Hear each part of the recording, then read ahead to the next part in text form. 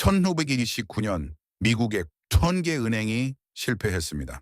단순히 파산한 것이 아니라 하룻밤 사이에 문을 닫아버렸고 아무런 잘못도 없는 예금자들의 자산을 모두 날려버렸습니다. 이 사실은 모두가 알고 있습니다. 하지만 아무도 가르쳐 주지 않는 사실이 여기 있습니다. 어떤 사람들은 부유하거나 인맥이 있어서가 아니라 대공황 동안 8% 성장했으며 1997년 이후 모든 개인 금융교육 과정에서 조용히 사라진 정부 지원 저축 시스템을 이용했기 때문에 아무것도 잃지 않았습니다. 흔히 은행 붕괴에서 살아남으려면 현금을 매트리스에 숨기거나 금을 사야 한다고 믿습니다. 하지만 진실은 더 어둡고 더 유용합니다. 1929년을 온전히 견뎌낸 사람들은 2026년에도 여전히 존재하지만 거의 아무도 이야기하지 않는 완전히 다른 구조를 사용하고 있었습니다. 왜 이 제도는 지워졌을까요? 그 답변 하나만으로도 현재 당신의 돈이 어디에 있는지에 대한 생각이 바뀔 것입니다. 그들을 구한 이 제도를 이해하려면 먼저 기존의 서사를 다시 쓰는 1929년에 관한 한 가지 사실을 알아야 합니다. 모든 은행의 파산이 같지는 않았습니다. 1930년에서 1933년 사이 미국에서는 약 9천여 개의 은행이 파산했습니다. 이는 시스템 전체의 붕괴처럼 들리며 상업은행들에게는 실제로 거의 그랬습니다. 하지만 같은 도시, 같은 지역에서 조용히 운영되면서 극적으로 다른 생존율을 보인 다른 범주의 기관이 있었습니다. 바로 상호저축은행 Mutual Savings Banks입니다. 이 기관들은 주주 소유가 아니었습니다. 이익을 위해 위험한 투자를 쫓지도 않았습니다. 법적으로 예금자에게 가장 먼저 봉사하도록 구조화되어 있었습니다. 매사추세츠, 뉴욕, 커네티컷 같은 주에서 상업은행들이 주변에서 무너지는 동안 상호저축은행들은 자리를 지켰습니다. 뉴잉글랜드에는 1929년에 160개 이상의 상호저축은행이 운영되고 있었습니다. 그 대다수는 1934년까지도 여전히 문을 열고 있었습니다. 반면 같은 기간 전국 상업은행의 40% 이상이 파산했습니다. 이것은 사소한 통계적 각주가 아닙니다. 이것이 바로 묻혀버린 핵심적인 사실입니다. 1929년의 생존자들은 개별 은행을 잘 선택한 사람들이 아니었습니다. 그들은 브랜드 이름보다 기관의 구조가 더 중요하다는 것을 이해한 사람들이었습니다. 1929년의 상업은행은 예금을 받아 주식시장 투기, 부동산, 수익률을 쫓는 회사채 등에 공격적으로 대출할 수 있었습니다. 시장이 붕괴하자 그 자산들은 증발했고 당신의 예금도 함께 사라졌습니다. 매사추세츠의 상호저축은행은 보수적인 투자, 주로 월스트리트의 도박 습성에 노출되지 않는 당위모기지 위주로 투자하도록 규정한 주법률에 따라 운영되었습니다. 2026년에 중요한 이 사실의 응용 계층이 여기 있습니다. 상호저축은행은 여전히 존재합니다. 예금자 우선 구조를 가진 저축은행과 신용협동조합도 마찬가지입니다. 신용협동조합은 구조적으로 주주가 아닌 조합원이 소유한다는 점에서 과거의 상호저축은행과 거의 동일합니다. 이들의 예금은 FDIC와 별개의 연방보증기관인 국립신용협동조합관리청 GNCUA를 통해 보험에 가입됩니다. 이는 신용협동조합 예금과 상업은행 예금이 완전히 다른 시스템에 의해 보호된다는 것을 의미합니다. 상업은행의 25만 달러, 신용협동조합의 25만 달러를 각각 보유하면 두 곳 모두 독립적으로 보험이 적용되며 동일한 보험풀 내에서 보장 범위가 중복되는 것이 아닙니다. 당신은 두 개의 서로 다른 법적 및 규제 프레임워크의 예금을 보유하게 되는 것입니다. 이 차이는 대부분의 사람이 깨닫는 것보다 훨씬 중요합니다. 하지만 이 전략은 그보다 더 깊습니다. 1929년의 위험을 진정으로 이해했던 사람들은 단순히 기관 유형별로 다양화하는 데 그치지 않았습니다. 그들은 기관의 수준, 즉 연방인가 기관과 주인가 기관으로 자산을 분산했습니다. 각 기관은 서로 다른 규제 프레임워크, 투자 제한 및 자본 요건에 운영되었습니다. 주인가 은행들이 무더기로 파산하기 시작했을 때 연방준비제도 회원인 연방인가 은행들은 주은행들이 가질 수 없었던 생명줄인 긴급대출을 이용할 수 있었습니다. 오늘날 이는 FDIC 보험상업은행과 NCUA 보험 신용협동조합으로 직결됩니다. 그리고 이 두 기관 위에 두 기관 모두와 구조적으로 분리되어 보험이 전혀 필요 없는 무언가가 있습니다. 보험이 필요한 근본적인 이유는 중개인이 파산할 수 있기 때문입니다. 중개인이 없다면 어떻게 될까요? 여기 미국 금융 역사에서 사실상 삭제된 조각이 있습니다. 1910년 미 의회는 미국 우체국 저축 시스템 United States Postal Savings System을 창설했습니다. 개념은 단순하고 혁신적이었습니다. 미국인이라면 전국 어느 우체국에나 돈을 예치할 수 있었습니다. 우체국 시스템이 이를 보관하고 민간 은행이나 보험기금이 아닌 미국 정부가 모든 한 푼까지 직접적으로 전적인 신뢰와 신용으로 보증했습니다. 중개인도 은행도 없었으며 당신과 보증 사이의 기관의 파산 위험도 없었습니다. 1929년 우체국 저축 시스템의 총 예금액은 약 1억 5,300만 달러로 주로 상업은행을 신뢰하지 않는 이민자와 농촌 노동자들이 사용하는 미미한 수준이었습니다. 그러다 은행들이 파산하기 시작했습니다. 1934년까지 예금은 12억 달러로 폭증했는데 이는 5년 만에 약 800% 증가한 수치입니다. 이는 시스템이 대대적으로 홍보되었거나 이자율이 매력적이었기 때문이 아니었습니다. 우체국 저축 시스템은 은행과의 직접적인 경쟁을 피하기 위해 연 2%의 이율을 의도적으로 낮게 유지했습니다. 사람들이 이곳으로 몰려든 이유는 미국 역사상 최악의 은행, 붕괴 기간 동안 모든 예금자가 보호받았기 때문입니다. 단 한 푼도 잃지 않았습니다. 단 한 명의 예금자도 자산이 말소되지 않았습니다. 이것이 바로 실제 1929년의 전략입니다. 금도 아니고 매트리스도 아니며 동일한 시스템적 실패에 노출된 상업은행들 사이에 자산을 분산하는 것도 아닙니다. 돈을 은행 시스템에서 완전히 꺼내어 정부에 직접 예치하는 것입니다. 우체국 저축 시스템은 실패했기 때문이 아니라 너무 잘 작동했기 때문에 1967년에 폐지되었습니다. 은행들은 수십 년 동안 그 존재에 반대하며 로비를 벌였습니다. 대공황 이후의 개혁으로 은행 시스템이 안정되자 소매 예금에 대한 정부 경쟁의 정치적 농어가 무너졌고 의회는 이를 해산했습니다. 그런데 왜 이것이 모든 개인 금융서적에 나와 있지 않을까요? 은행업계는 위기 상황에서 정부 직거래 예금이 모든 유의미한 척도에서 은행 시스템을 압도했던 역사적 전례를 당신이 절대 듣지 못하게 할 분명한 동기가 있기 때문입니다. 우체국 저축 시스템은 당신의 돈이 은행 안에 있을 때 가장 안전하다는 생각에 대한 강력한 반박입니다. 자, 이제 당신이 주목해야 할 부분이 있습니다. 그와 기능적으로 동일한 것이 지금 이 순간에도 존재하며 주류 개인 금융업계에 의해 무시된 채 눈에 잘 띄는 곳에 놓여 있습니다. 바로 미국 재무부가 운영하는 Treasury Direct Go입니다. Treasury Direct를 통해 모든 미국 시민은 은행이나 브로커를 완전히 거치지 않고 연방정부로부터 직접 재무부 증권을 구매할 수 있습니다. 재무부 채권 T-bills, 어음 채권 I-bonds, TIPS는 모두 증권사나 은행이 아닌 재무부 자체에 직접 등록된 계좌에 보관됩니다. Treasury Direct에서 사주 만기 당위 국채 T-bill을 구매하면 당신은 미국 연방정부에 직접 돈을 빌려주는 것입니다. 그 과정에 은행은 없습니다. FDIC 보장도 필요는 없습니다. FDIC 보험은 중개인이 파산할 경우 당신을 보호하기 위해 존재합니다. 중개인이 없다면 보험으로 보호해야 할 위험 자체가 없습니다. 미국 정부가 당신에게 돈을 갚거나 갚지 않거나 둘 중 하나입니다. 그것이 유일한 거래 상대방입니다.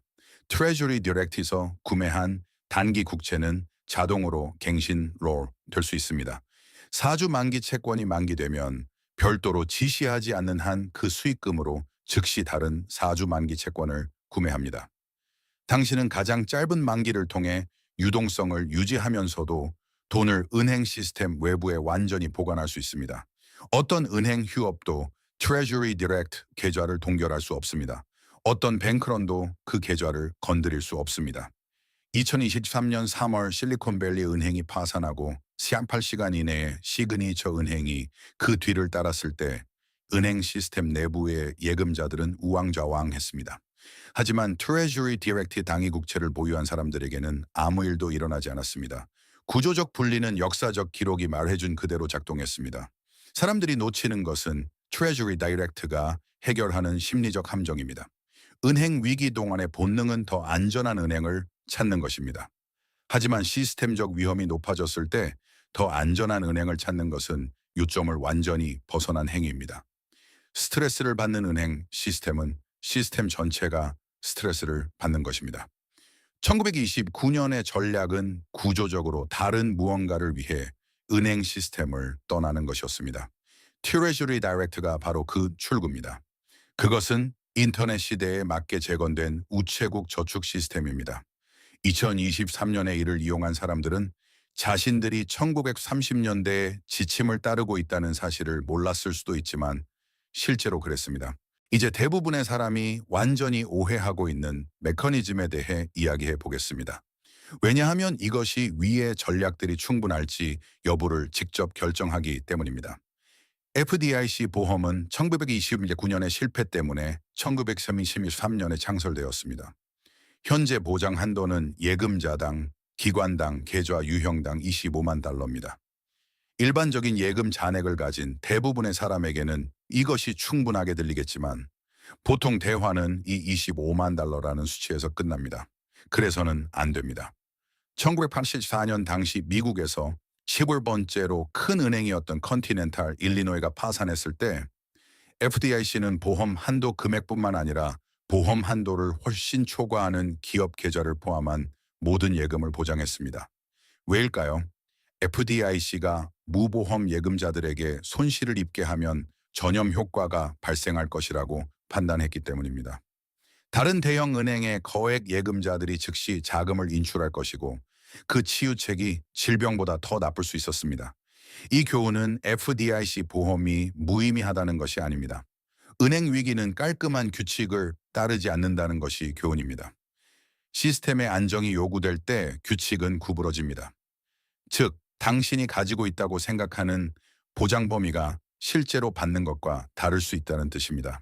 때로는 더 유리할 수도 있고 소규모 은행 파산 시에는 엄격하게 제한될 수도 있습니다. 1929년에 진정으로 회복 탄력성 있는 현금 포지션을 구축한 사람들은 단일 메커니즘에 의존하지 않았습니다.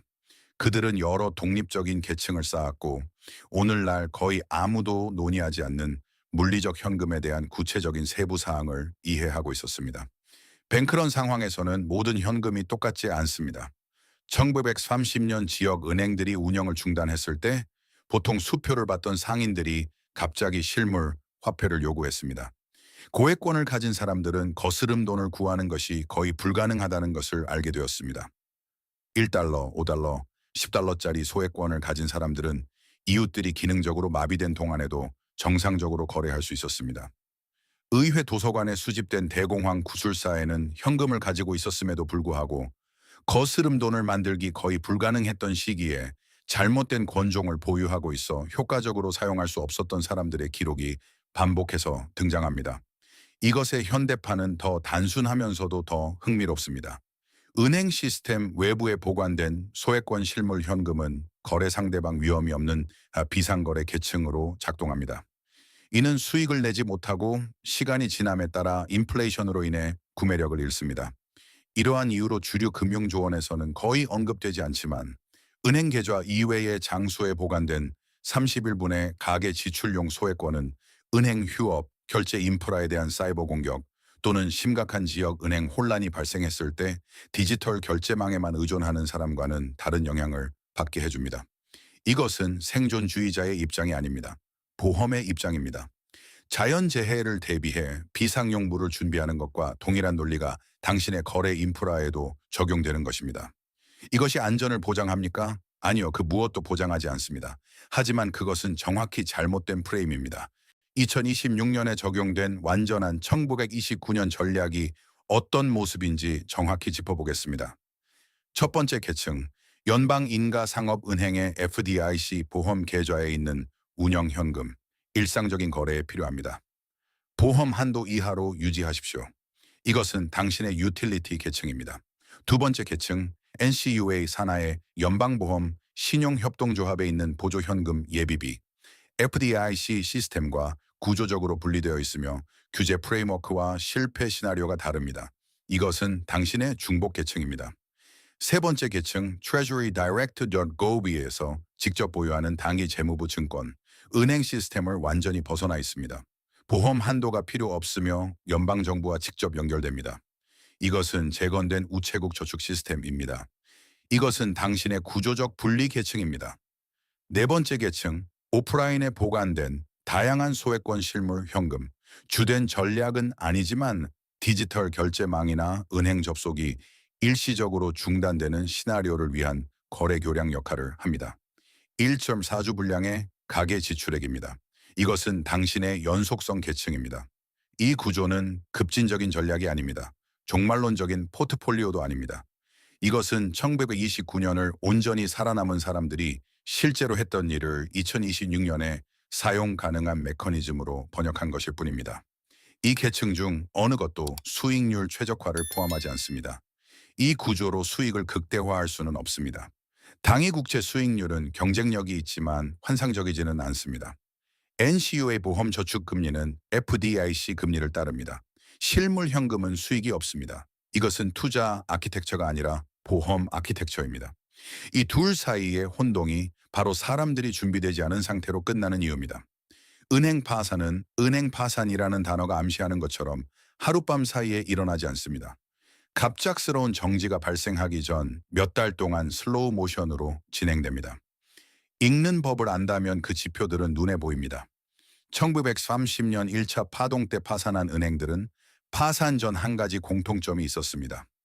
대출 능력을 확장하기 위해 예금 대비 보유 현금인 지급준비금을 조용히 줄여왔다는 점입니다. 지급준비금 데이터는 공개되어 있었지만 대부분의 예금자는 그것을 결코 확인하지 않았습니다.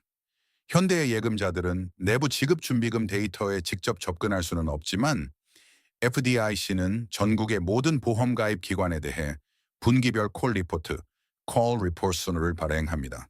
이는 공개적으로 이용 가능하며 자본 비율, 대출 연체율, 집중 위험 및 순이자, 마진 추세를 포함합니다.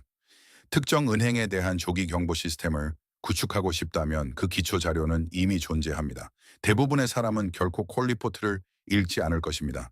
대부분의 경우, 대부분의 상황에서 FDIC 보험은 정상적인 조건 하에 일반적인 예금을 보장합니다. 이 전략이 중요한 시나리오는 정상적인 상황이 아닙니다.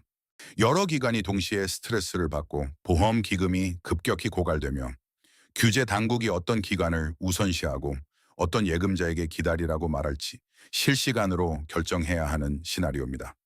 1934년 3월 프랭클린 루스벨트는 국가 은행 휴업을 선포했습니다. 전국의 모든 은행은 8일 동안 강제로 문을 닫아야 했습니다. 예금은 동결되었습니다. 잃어버린 것이 아니라 동결된 것입니다. 은행 시스템 외부에 자산을 보유한 사람들은 정상적으로 거래할 수 있었습니다. 100% 은행 계좌에만 의존했던 사람들은 그럴 수 없었습니다. 은행 휴업은 아주 오래전에 불가능한 일이 아닙니다. 2026년에 이를 유발할 수 있는 메커니즘은 존재합니다. 결제 인프라에 대한 심각한 사이버 공격, 대형 은행 파산 이후에 급격한 지역적 전염 또는 인출 속도를 늦추어 시간을 벌려는 규제 당국의 결정 등이 그것입니다. 우체국 저축 시스템이 800% 성장한 것은 누군가 이러한 정확한 사건들을 예측했기 때문이 아니라 아무도 예상하지 못한 사건들이 실제로 일어났기 때문입니다. 그리고 사건이 발생했을 때 이미 자산을 옮겨둔 사람들은 실시간으로 무엇을 할지 고민하던 사람들과는 완전히 다른 상황에 처하게 되었습니다. 여기 대부분의 사람이 의식적으로 표현하지 않는 회계 원칙이 숨어 있습니다. 당신의 은행 예금은 당신의 자산이지만 은행의 부채입니다. 은행이 부채를 갚을 수 없을 때 당신의 자산에는 문제가 생깁니다. 이것은 이론이 아닙니다. 1930년에 저축액을 잃은 예금자들이 경험한 사실입니다. 그들은 관습적인 기준에 따라 모든 것을 올바르게 했습니다. 합법적인 은행을 이용했습니다. 신중했습니다. 그리고 파산한 기관에 대한 청구권을 보유하고 있었습니다. 트레저리 다이렉트 있는 단기 국채로 보유한 당신의 돈은 중개인이나 지주회사가 아닌 미국 연방정부 자체에 대한 청구권입니다. 그 차이가 금융회복 탄력성의 핵심 구조입니다. 그것이 바로 9천 개의 다른 기관들이 무너질 때 우체국 저축 시스템이 작동했던 이유입니다. 1929년의 전략은 복잡하지 않았습니다. 특별한 권한이나 정교한 금융 지식, 부유층과의 인맥도 필요하지 않았습니다.